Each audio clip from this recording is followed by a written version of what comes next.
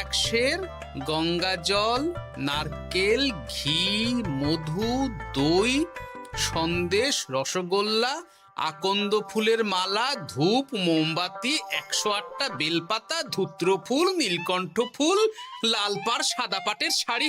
ওরে বাবা, এত কিছু! হুম, এখন ওরে বাবারে মারে কিছু চলবে না, চলবে না। আর আগে থেকে লিখে দিয়েছি আমি কোনো বায়না শুনবো না। হ্যাঁ, যদি না নিয়ে আসো তাহলে কিন্তু চলে যাব। হ্যাঁ, বলি, শিবরাত্রির দিন তো মেয়েরা বাবার মাথায় দুধ জল ঢালে বাবার মতন স্বামীর কামনায়। তা আমি তোমার স্বামী তো উপস্থিত, তাই এত কিছু। তোমার মঙ্গল কামনায় গো। তুমি আর বাড়তি কথা বলবে না, যা বলেছি সেদিন নিয়ে আসবে। হ্যাঁ, বেশ বেশ, ঠিক আছে বাবা, ঠিক আছে। তাহলে আমি এখনই যাই, সব দোকানে দোকানে বায়না করে আসি। সেদিন তো এইসব জিনিসের চাহিদা তুঙ্গে থাকে। হ্যাঁ, তা যাও, সেটাই বুদ্ধিমানের কাজ হবে। হ্যাঁ,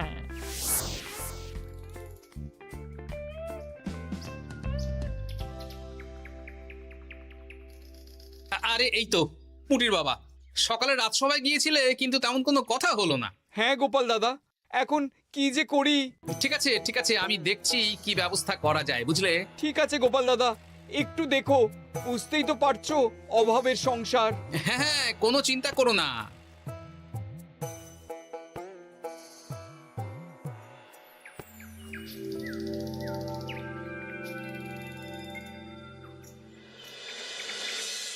আচ্ছা, আজ তাহলে শিবরাত্রির আয়োজন নিয়ে আলোচনা হোক। মহারাজ, এসব নিয়ে আপনি চিন্তা করবেন কেন? আরে আমার মতন একজন মন্ত্রী থাকতে আপনার মাথা ঘামানোর কোনো দরকারই নেই। না না মহারাজ, একদম মন্ত্রী মশাইকে দায়িত্ব দেবেন না। উনি প্রত্যেকবার দায়িত্ব নিয়ে সব তালগোল করে দেন, আর সব শেষে বলেন আমার ভুল হয়ে গেছে, আমাকে ছেড়ে দিন। এই গোপাল, গোপাল, একদম বাজে কথা বলবে না। আমি এখন ভালো হয়ে গেছি। ভালো না কালো? মহারাজ মহারাজ, আপনি আমাকে দায়িত্ব দিন, আমি সব সামলে দেব। সব কাজ সবাই মিলে করলেই তো ভালো।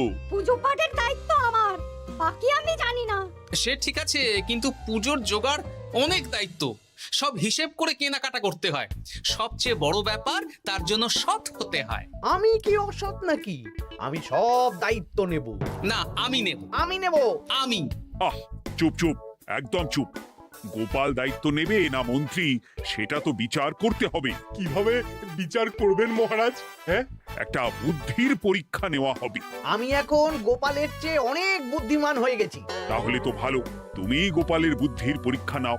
যদি গোপাল জিতে যায় তাহলে গোপালই দায়িত্ব পাবে, নইলে তুমি।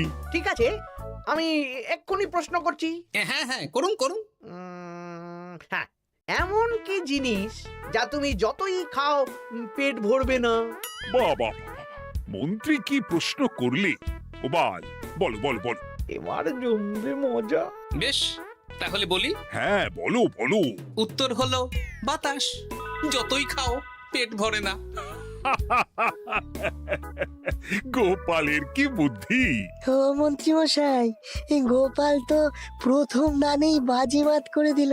হ্যাঁ, প্রথমটা তো সহজ ছিল। ঠিক আছে, এতই যদি বুদ্ধিমান হও তাহলে আরেকটা পরীক্ষা দাও। হ্যাঁ মন্ত্রী, বলো। এবার আপনারা একটু অপেক্ষা করুন, আমি আসছি।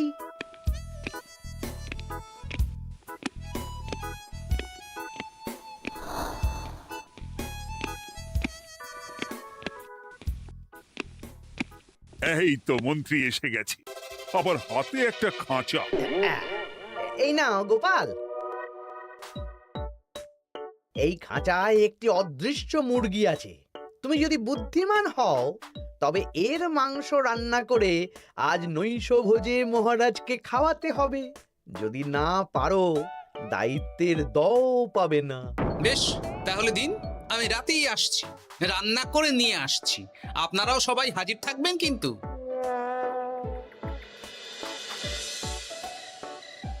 এই সেরেছে, গোপাল যে এখনো এলো না। গোপাল নির্ঘাত ফেসেছে। এই তো চলে এসেছি। এ কি গোপাল, তুমি তো খালি হাতে। মাংসের ঝোল রেঁধেও এনেছি। কই গোপাল, অদৃশ্য মুরগির ঝোল কোথায়? হ্যাঁ, কোথায় গোপাল? আহ, মহারাজ, অমন সুস্বাদু মুরগি আমি আগে কখনো খাইনি। আমি সেটা রান্না করে রাজপ্রাসাদের প্রধান ফটকের বাইরে রেখে এসেছি। মস্করা হচ্ছে, চলুন তো গিয়ে দেখি। হ্যাঁ, চলো তো।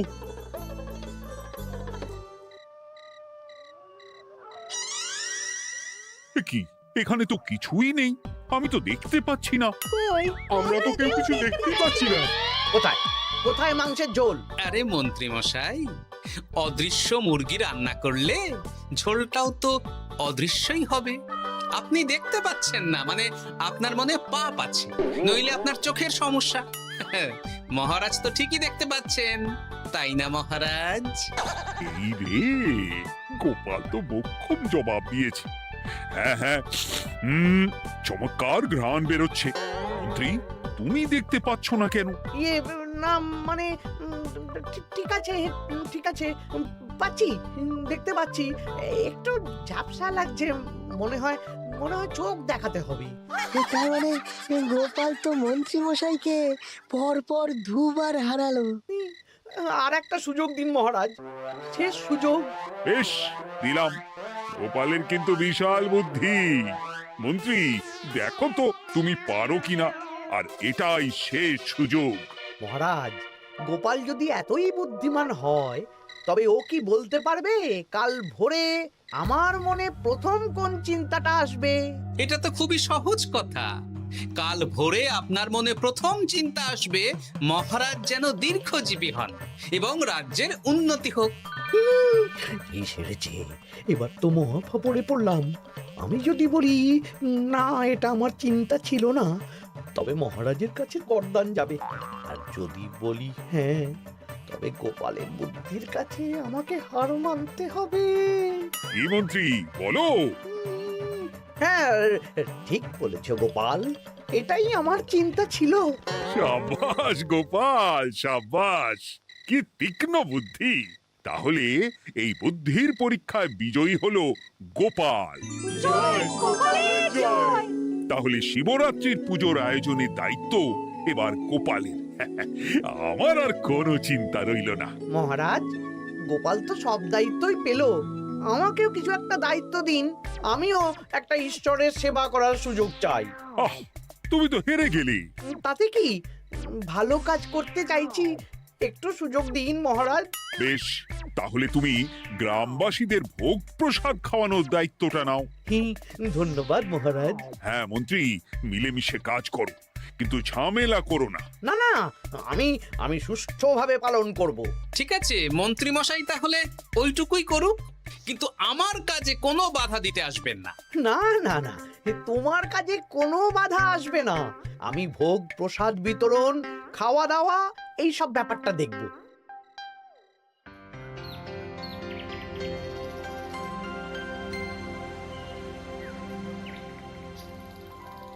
বলুন মন্ত্রী মশাই, সকাল সকাল ডেকে পাঠালেন।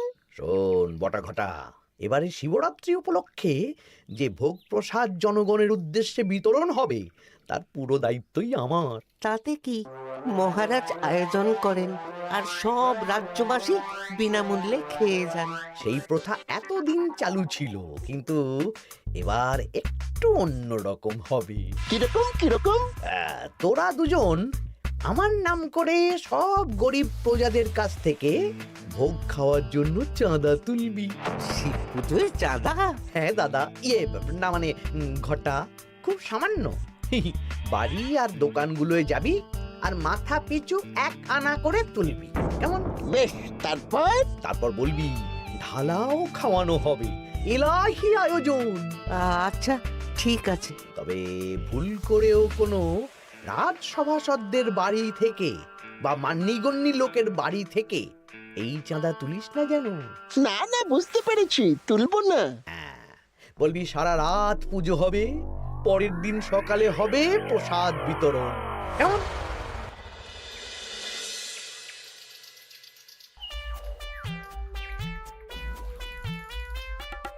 বলা, এবারে শিবরাত্রি উপলক্ষে যে পূজা হবে তার ভোগ প্রসাদ খাবে তো? নিশ্চয়ই নিশ্চয়ই। এবারে সব দায়িত্ব মন্ত্রী মশাইয়ের, এলাহি আয়োজন। তা তোমাদের বাড়িতে কতজন সদস্য? আমি আর আমার গিন্নি দুজন। তাহলে দুয়ানা দাও, এক আনা করে দুজন। আবার অর্থ দিতে হচ্ছে? হ্যাঁ, এলাহি আয়োজন, তাই এই সামান্য অনুদান। আচ্ছা বেশ, এই নাও দুয়ানা। চিন্তা করো না ভোলা, এমন খাওয়ানো হবে না। রাতের বেলা শিব পুজো আর পরের দিন সকালে জীব পুজো।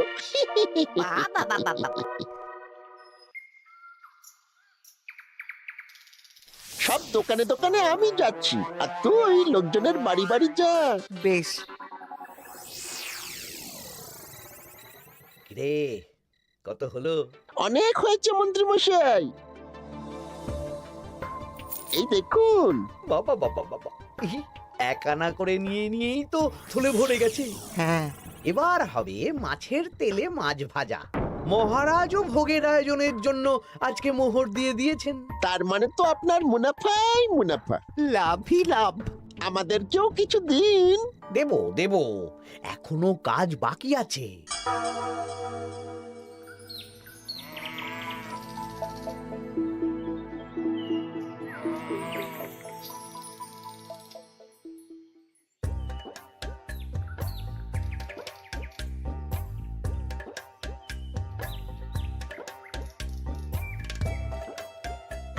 আরে গোপাল দাদা যে, এত কিছু কি নিয়ে যাচ্ছ? এই তো শিবরাত্রির পুজো উপলক্ষে দশকর্মার বাজার রাজবাড়ি নিয়ে যাচ্ছি। এবারে তো এলাহি ভোগের আয়োজন। রাতের বেলা শিব পুজো আর পরের দিন সকালে নাকি জীব পুজো। মন্ত্রী মশাই দায়িত্ব নিয়ে খাওয়াচ্ছেন। না না, খাওয়ার আয়োজন তো এমন কিছু নয়।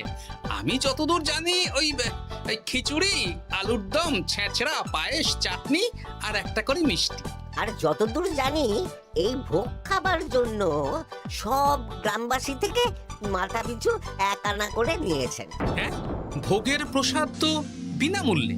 মন্ত্রীমশাই এক আনা করে মাথা পিছু নিয়েছেন? হ্যাঁ গো, এরকম তো কথা ছিল না। আচ্ছা আচ্ছা, আমি দেখছি কি করা যায়। আমি দেখছি।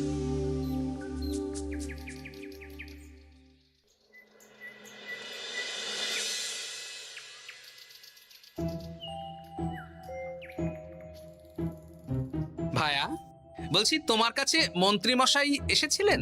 হ্যাঁ, চালের বায়না করে গেলেন। তা কি চালের বায়না করলেন?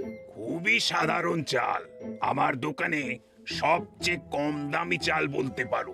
সে চাল তো আমি পুজোর দিন পাঠিয়ে দেব বলেছি। আচ্ছা, কেনাকাটার রসিদপত্র? না না, সেসব হয়নি, শেষে দেব। শোনো, মহারাজের আদেশ, মন্ত্রীমশাই যে চাল বলেছেন তার থেকে 5 গুণ উৎকৃষ্ট মানের চাল দেওয়া চাই। যে চাল রাজা বাদশারাও খুব কম খান, সবচেয়ে দামি চাল। আচ্ছা, আর ডাল? ওটাও 1 নম্বর মানের সোনামুখ দেবে। বেশ। মন্ত্রীমশাই যা যা বায়না দিয়েছেন পরিমাণ এক থাকবে, শুধু জিনিসপত্রের মান বাড়বে। ঠিক আছে? আচ্ছা ঠিক আছে। আর একথা মন্ত্রীমশাইকে জানানোর দরকার নেই, শুধু মোহরটা ওনার কাছ থেকে আদায় করে নিন। যেদিন খাওয়ানো হবে সেদিন বিকেলে যাবে, মানে শিবরাত্রির পরের দিন বিকেল। বেশ।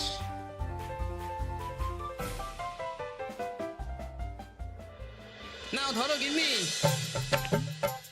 যা যা বলেছিলে সব কিনে এনেছি। এবার আমি মন্দিরে গেলাম, কেমন? ঠিক আছে গো, তুমি কি ভালো। দীক্ষেতা, চললাম এখন ভিড় সামলাতে।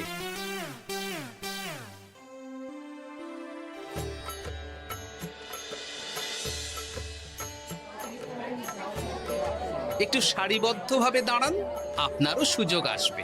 বাবা কাউকে ফিরিয়ে দেবে না। দেখো মন্ত্রী, দেখো গোপাল কি সুন্দর ভিড় সামলাচ্ছে। ওকে তো এই জন্যই দায়িত্ব দেওয়া। হ্যাঁ, তাই তো দেখছি। ওম নমঃ শিবায়। হে ভোলানাথ, দেবাদিদেব মহাদেব সকলের কল্যাণ করুন। জয় দেবাদিদেব মহাদেবের জয়। হে ভোলেনাথ মহেশ্বর, মঙ্গল করো বাবা। জয় বাবা ভোলাদেব মহেশ্বরের জয়। তা তোমার শরীর এখন কেমন? এই তো বেশ ভালো আছি। সবই তোমার জন্য। তুমি না সাহায্য করলে ওই ওষুধ আমার পেটেই পড়তো না। না না, আমি তো নিমিত্ত মাত্র, সবই মহাদেবের ইচ্ছে। জয় বাবা মহাদেবের জয়। চলি গো। কাল ভোগ খেতে তাড়াতাড়ি চলে এসো।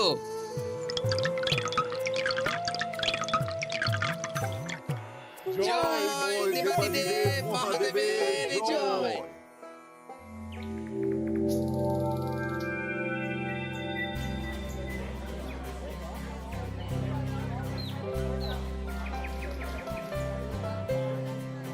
সত্যি মন্ত্রী মশাইয়ের ভোগের প্রসাদ পেয়ে মনটা ভরে গেল। কি সুন্দর রান্না, আর খাবারের গুণমান কি ভালো। তার উপর রসগোল্লা কত বড় বড়। এত বড় রসগোল্লা খাওয়া তো দূর, বাবার জন্মে চোখেও দেখিনি।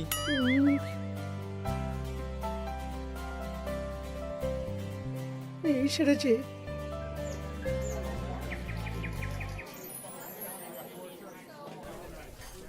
এই যে পাচক ঠাকুর, শোনো। বলুন মন্ত্রী মশাই, আজ আমি খুব খুশি। কেন? আপনি মহান। কেন? মানে আপনি যে চাল পাঠিয়েছেন সে চালে রান্না করা আমার স্বপ্ন ছিল। কি গন্ধ, কি গুণমান, রাজা বাদশাদের চাল বলে কথা। আমি তো খুব সাধারণ মানের চাল দিতে বলেছিলাম, 30 আনা শের মূল্যের চাল। কেন, নবাব বাদশাদের ঘরে এই চালটা থাকে। তাই? কোথা থেকে এলো? কেন, চালের দোকান থেকে এসেছে।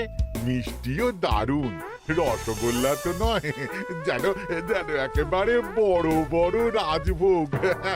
কি আকার, কি গুণমান, কি স্বাদ। আহা, দেখুন দেখুন দেখুন। বাবা, ভোলা এত বড় রসগোল্লা দিয়েছে। ঠিক আছে, যা হচ্ছে হতে দে। আমি তো চিন্তায় পড়ে গেছি।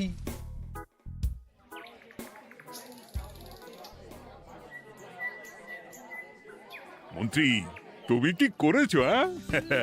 তোমার নামে তো সবাই সুখ্যাতি করছে। না না, এই আর কি। আমি যা অর্থ দিয়েছি এই আয়োজনের জন্য তো তার চেয়ে 5 গুণ বেশি মোহর লাগবে, কিন্তু তুমি কি করে করলে? মন্ত্রীমশাই সত্যিই ভালো হয়ে গেছেন। দেখো গোপাল, দেখো মন্ত্রী সত্যি বদলে গেছেন। সবই তো জনগণের সেবার জন্য। কে জানে বাবা, কি গড়বড় হয়ে গেল।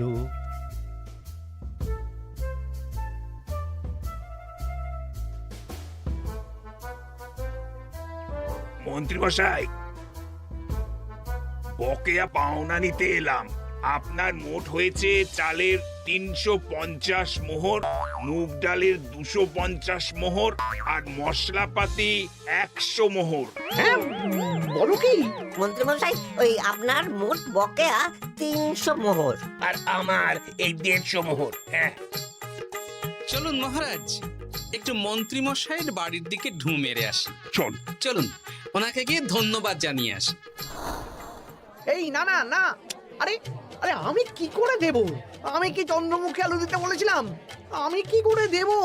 না না, ও আপনাকে দিতেই হবে। হ্যাঁ, কি বলছো মন্ত্রী? তুমি এত ভালো কাজ করেছো, এত বড় মুখ করে সকালে বললে যে সবই জনগণের সেবার জন্য। আরে আমি কিভাবে জানবো যে এত খরচ হয়ে যাবে? কেন মন্ত্রীমশাই, আপনি তো গ্রামবাসীদের থেকে অর্থ নিয়েছেন, মাথা পিছু 1 আনা করে। হ্যাঁ, মানে এসব তো কথা ছিল না। এই সেরেছে, গোপাল কি করে জেনে গেল?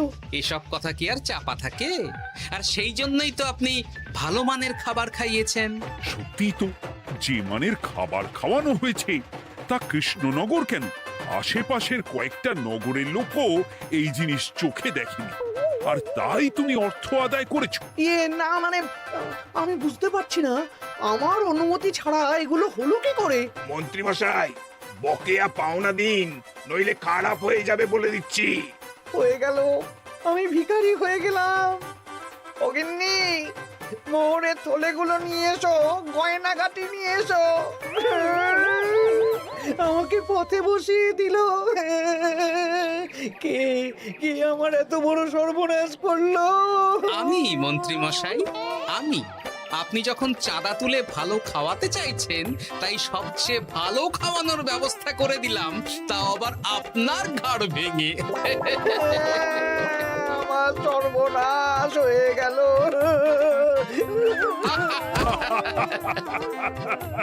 জয় মহাদেবের জয়।